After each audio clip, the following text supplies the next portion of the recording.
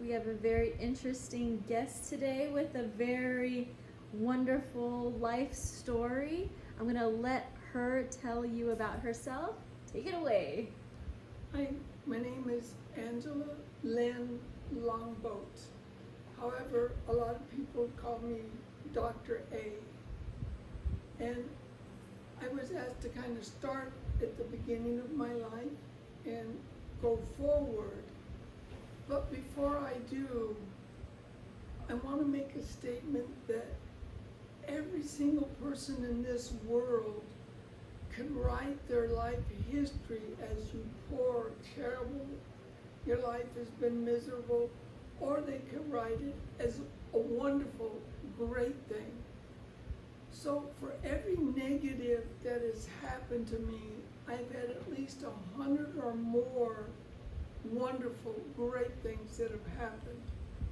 So at the beginning, when I mentioned some of these things that sound terrible, and they are, but at the same time, there's these wonderful things that have also happened.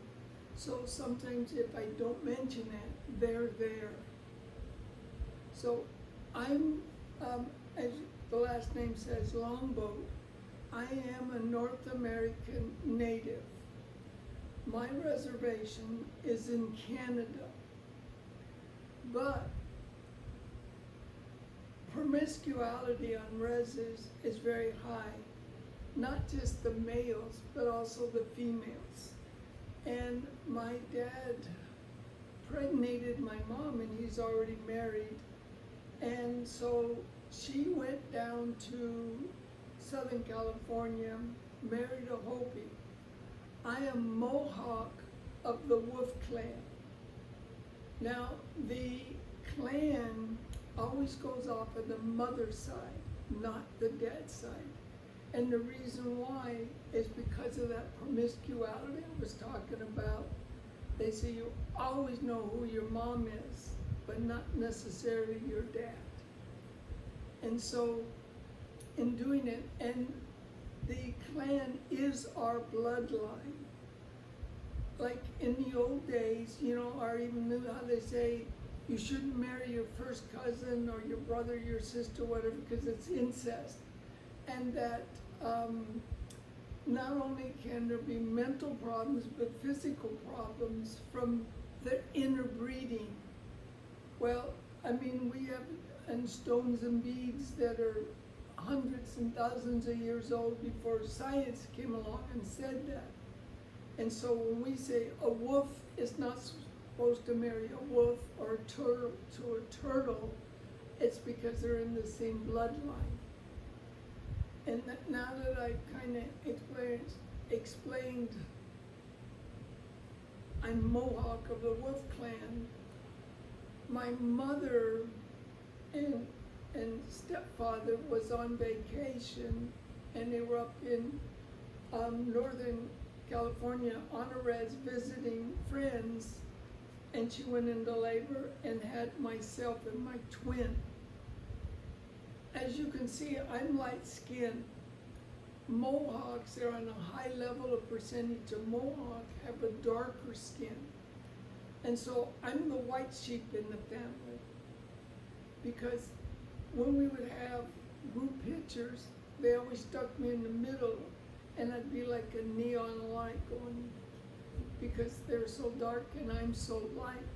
So, Dr. A, so I know on your res, being light-skinned is considered a negative. There's racism when against being white, right? Correct. And so for this part, we're RYC Wellness.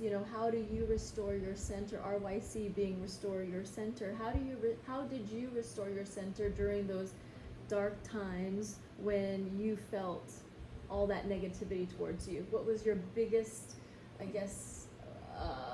What did you do?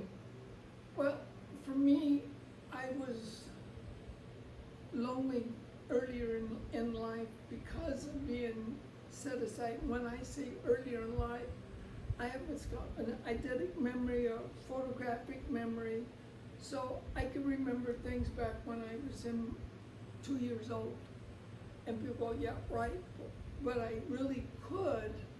So I remember being put outside, and my stepbrothers and sisters and even my twin were allowed to stay inside when it's cold or rainy. And I like on the weekends or during the summer at 7:30, 7, I had to go outside and wasn't allowed to come in until the rest of them had their dinner. And then I could have mine because of my light skin. My stepfather would go by me and literally would spit on me or at me and tell me I wasn't one of them because of my light skin. So of course the other half brothers and sisters did the same thing. You know, but I had a neighbor. I was blessed in so many ways. Every time there's a why in your life where you make a decision and that decision is going to take you in a positive route or a negative route. I've been so lucky, so blessed that there's been a person at that key spot. And the neighbor would always see me out there, and even seen where he'd come out with a belt, a 2-inch belt, and start wailing on me in the front yard and that. Well, back, you have to realize, over 70 years ago, it was allowed and considered, you know, okay to spank your child like that. But it isn't today, but back then, it was very common. So she asked if I could go and keep her child company, which were about the same age. So when you're reading those stories where it says, see Spot run, see Jane jump, and those kind of things, well, because of my memory, I didn't learn how to read per se. I heard the word as each block went. So when she wasn't there, I picked a book up and was reading to her daughter. And so because of that, she asked me how, you know, and so she taught me phonics. She taught me how to read, write. She taught me math. So she got you, so was this a way to restore your center, was by reading you were able to get out of your reality for that moment, in Yes. addition to this wonderful person that had come into your life? Yes, and it also gave me a sense of self-worth.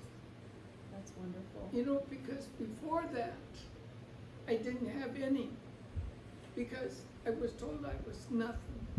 But that's the first big junction of my life that somebody came in and made my life not just a little better, but a tremendous amount of quality of life increase.